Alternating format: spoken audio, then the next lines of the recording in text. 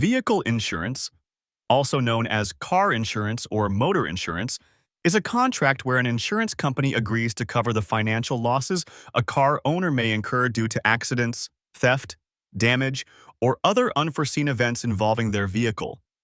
It protects the insured from the financial burden of repairing or replacing the vehicle, as well as potentially covering liability for injuries or property damage to others.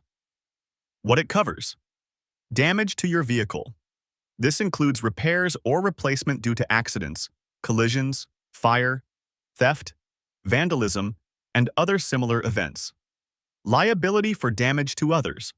If your accident causes damage to another person's property, e.g. their car fence, vehicle insurance will cover the cost of repair. Liability for injuries to others. If someone is injured in an accident caused by you, vehicle insurance will cover the medical expenses and other costs related to their injuries. Personal injury protection. Some policies include coverage for medical expenses and lost wages. If you are injured in an accident, even if it's your fault. Why you need it.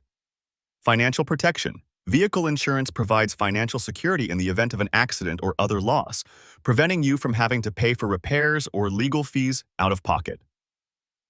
Legal requirements.